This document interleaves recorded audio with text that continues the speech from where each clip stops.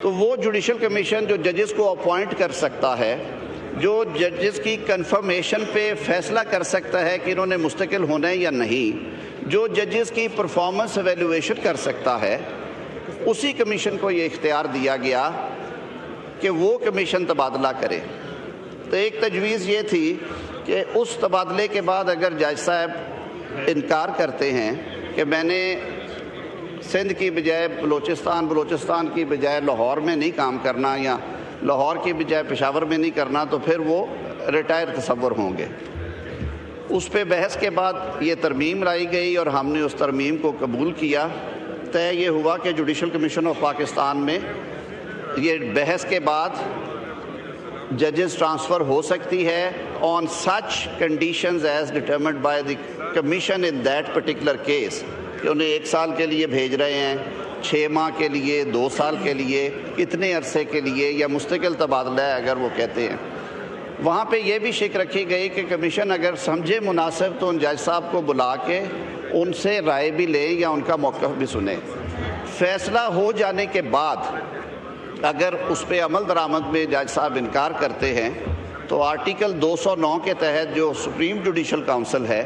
جس میں اب 7 جج صاحبان بیٹھے ہوں گے، 5 جج صاحبان اعلیٰ ترین عدالتوں سے، سپریم کورٹ آف پاکستان سے اور فیڈرل کانسٹیٹیوشنل کورٹ سے، اور 2 سینئر بورڈ چیف جسٹسز، تو پھر یہ معاملہ وہاں پہ جائے گا۔ وہ ایگزامن کریں گے کہ آیا جو جج ٹرانسفر ہوئے ہیں ان کا موقف درست ہے یا وہ درست نہیں ہے، اور اس صورت میں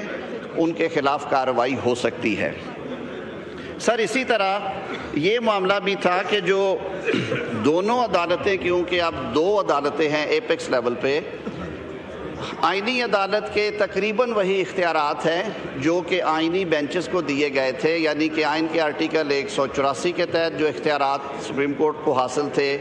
وہ ہم نے 26ویں ترمیم کے تحت دے دیے آئینی بینچز کو۔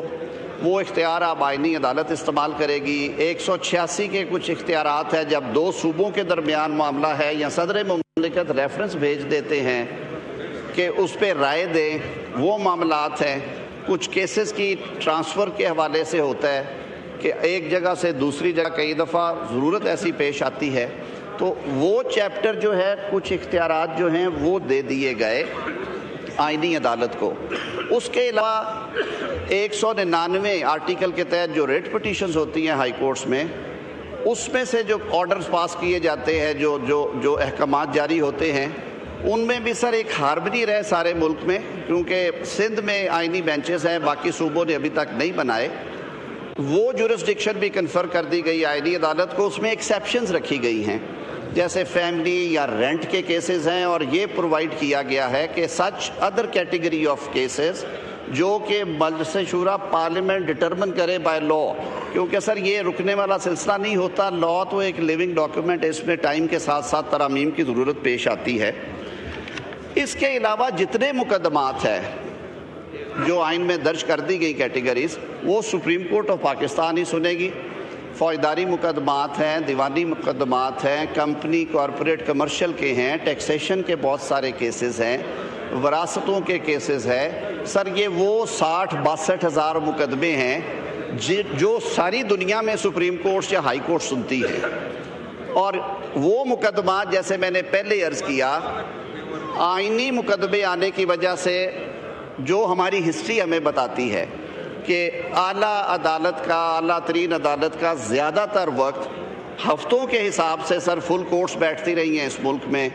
لارجر بینچ بیٹھتے رہے ہیں، اور وہ مہینوں مقدمے چلتے ہیں، اور باقی ساری دنیا کوئی ڈیرہ غازی خان سے، کوئی تربت سے، کوئی لورا لائی سے، کوئی کراچی سے، کوئی سکھر سے، کوئی خیبر پختونخوا کے بنو اور کوہاٹ سے آتا ہے، اور وہ واپس لوٹ جاتا ہے کہ جی بینچ اویلیبل نہیں ہے۔ وہ کیٹیگری آف کیسز جو میں نے بیان کی ہے سر، وہ اب آئینی عدالت میں سنے جائیں گے۔ سپریم کورٹ آف پاکستان میں ہم یہ توقع رکھتے ہیں کہ عام آدمی کے مقدمات جو ہیں انہیں سننے کے لیے ان کے پاس مناسب وقت بھی ہوگا، انرجی بھی ہوگی۔ سر جو ہمارے موجودہ چیف جسٹس پاکستان ہیں، وہ میں عرض کرتا ہوں وہ